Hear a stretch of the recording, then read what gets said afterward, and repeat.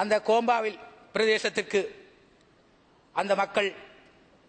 அந்த மக்களினுடைய விருப்பத்திற்கு மாறாக பலாத்காரமாக அங்கே தற்காலிக வீடுகள் அமைத்து அவர்கள் வற்புறுத்தலின் பேரிலே அவர்களை குடியேற்றுவதற்கான முயற்சிகள் நடைபெற்றுக் கொண்டிருக்கின்றன. அந்த மக்களினுடைய சொந்த கிராமங்களிலே விட்டு அந்த பூர்வீகமாக வாழ்ந்த அந்த பிரதேசங்களை விட்டு இன்று இந்த அரசாங்கம் எடுக்கின்ற இந்த முயற்சியை நாங்கள் நிச்சயமாக ஏற்றுக்கொள்ள முடியாது. இந்த இறுதி யுத்தம் நடைபெற்றுக் கொண்டிருந்த வேளையிலே அரசாங்கத்தால் கூறப்பட்டது, இது ஒரு சமாதானத்திற்கான யுத்தம், இது ஒரு மனிதாபிமான நடவடிக்கை என்று எல்லாம் கூறப்பட்டது. ஆனால் இன்று அந்த மக்கள் சுமார் 2 வருடங்களாகியும் கூட தங்களுடைய சொந்த நிலங்களிலே சொந்த இடங்களிலே குடியேற முடியாத ஒரு நிலைமை இருக்கின்றது என்று சொன்னால் இது உண்மையிலேயே மனிதாபிமான நடவடிக்கையா அல்லது சமாதானத்துக்கான யுத்தமா என்று நாங்கள் கேள்வி எழுப்ப விரும்புகின்றோம்.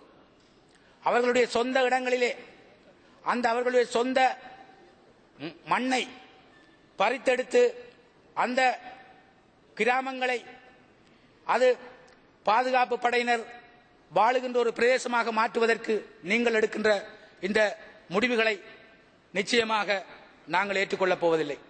இங்கே மன்னாருக்கு புதிதாக அரசாங்க அதிபரை சிங்கள பெரும்பான்மை இனத்தைச் சேர்ந்த ஒருவரை நியமிப்பதற்கான நடவடிக்கைகள் எடுக்கப்படுவதாக நாங்கள் அறிகின்றோம்.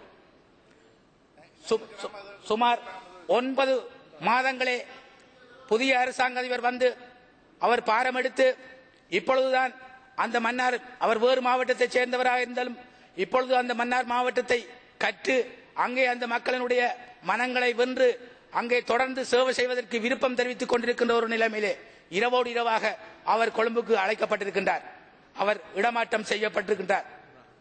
ஆகவே இந்த நிலைமையிலே 100க்கு 100% தமிழ் பேசும் மக்களை கொண்ட மன்னார் மாவட்டத்திற்கு சிங்கள பெரும்பான்மை இனத்தைச் சேர்ந்த ஒரு அரசாங்க அதிபர் தேவைதானா? இதற்கும் அமைச்சர்கள்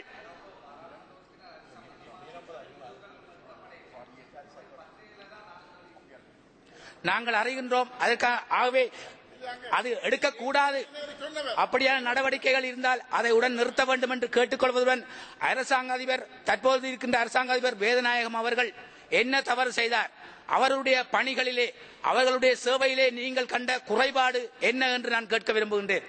ஆகவே திட்டமிட்டு இனப்பரம்பலை குறைக்கின்ற இந்த நடவடிக்கையை இந்த அரசாங்கம் தொடர்ந்தும் ஏற்படுத்தக்கூடாது என்று இந்த சபையிலே நான் கேட்டுக்கொள்கின்றேன். உண்மையிலே தேசிய நல்லிணக்கம் அல்லது ஒரு இன நல்லிணக்கம் உருவாக வேண்டுமாக இருந்தால் இந்த ஒட்டுமொத்த இலங்கை நாட்டிலே அமைதி நிரந்தரமான ஒரு அமைதி ஏற்பட வேண்டுமாக இருந்தால் இப்படியான திட்டமிட்ட நடவடிக்கைகளை குறைத்துக் கொண்டு இல்லாமல் செய்து அங்குள்ள மக்கள் நிம்மதியாக வாழ்வதற்கான ஏற்பாடுகளை செய்து கொடுக்க வேண்டும் என்று கூறி விடைபெறுகின்றனர்.